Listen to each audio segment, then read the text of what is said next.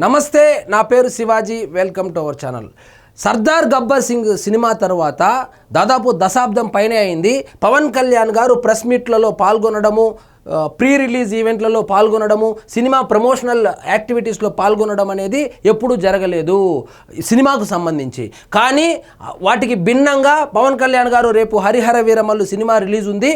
ప్రపంచవ్యాప్తంగా రేపు 24వ తారీఖు సినిమా అయితే రిలీజ్ ఉంది కాబట్టి దానికి సంబంధించి ఆయన పాత్రికేయుల సమావేశం అయితే నిర్వహించారు. అందులో భాగంగా ఆయన ఒక సినిమాల గురించే కాకుండా ఆయన్ని రాజకీయాలకు సంబంధించినటువంటి ప్రశ్నలు కూడా అడగడం జరిగింది. దానికి కూడా ఆయన సమాధానం చెప్పడం జరిగింది.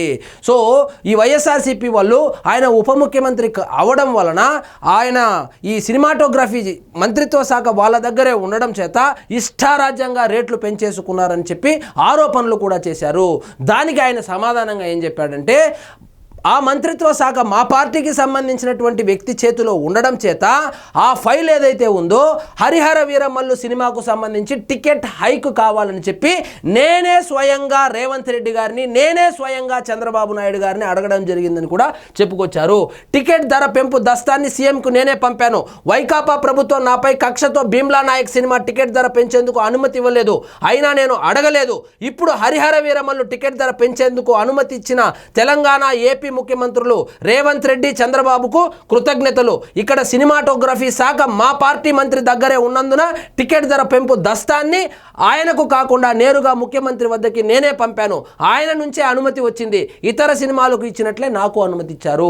నేనేదో ఒక డిప్యూటీ చీఫ్ మినిస్టర్ అనో లేదా మంత్రి అనో జనసేన పార్టీ అధ్యక్షుడనో నాకు టికెట్ హైక్ రాలేదు. అందరూ ఏ విధంగా అయితే ఫైల్ పెడతారో అదే విధంగా నేను ఫైల్ పెట్టాను. కానీ నేను సినిమాటోగ్రఫీ మంత్రికి పంపలేదు, నేను డైరెక్ట్గా ముఖ్యమంత్రికి పంపాను. ముఖ్యమంత్రి గారే ఆమోదించారని కూడా చెప్పుకొచ్చారు.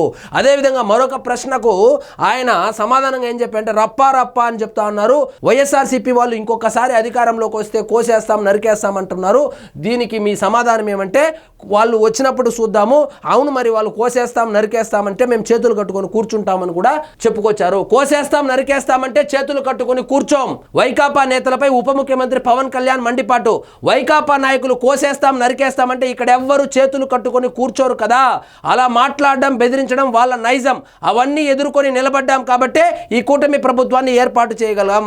వాళ్ళు కొత్తగా అధికారంలోకి వచ్చేది ఏంది, మమ్మల్ని కోసేది ఏంది, నరికేది ఏంది, ఆల్రెడీ అవన్నీ మేము చూసేసే మేము కూటమి కట్టి 164 సీట్లు గెలిచాము, ఇక్కడ నిలబడి ఉన్నాము. సో ఆల్రెడీ వాళ్ళు 5 సంవత్సరాలుగా కోసేది, నరికేది ఇవన్నీ చూసే జనాలు వాళ్లకు ప్రతిపక్ష హోదా కూడా లేకుండా చేశారు. వాళ్ళలో ఏమాత్రం మార్పు రాలేదు. వాళ్ళు ఓటమి నుంచి ఏమీ నేర్చుకోకపోవడము వాళ్ళ దురదృష్టము, మా అదృష్టము. వాళ్ళు అధికారంలోకి వచ్చేది లేదు, సచ్చేది లేదు. కాబట్టి వాళ్ళు ఎలాగో రారు కాబట్టి ఈ కోసేస్తాం నరికేస్తాం అనే దాని గురించి స్పందించవలసినటువంటి అవసరం లేదు. సో రాజకీయాల్లో ఇలాంటి మాటలు అయితే మాట్లాడకూడదని కూడా చెప్పుకొచ్చారు.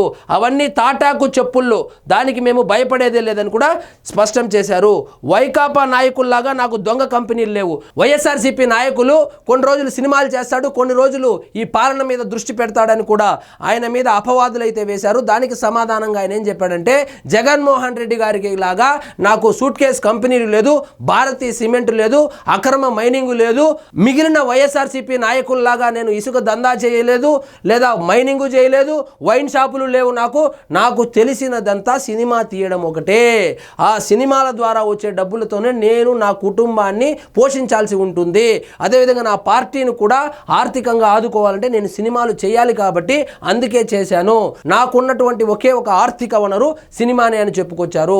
సో ఈ 3 సినిమాలు ఏవైతే ఉన్నాయో, ఉస్తాద్ భగత్ సింగ్ కావచ్చు, అదేవిధంగా హరిహర వీరమల్లు, ఓజీ తర్వాత ఆ 3 సినిమాలు కూడా ఇక వారం 10 రోజుల్లో కంప్లీట్ కాబోతుంది.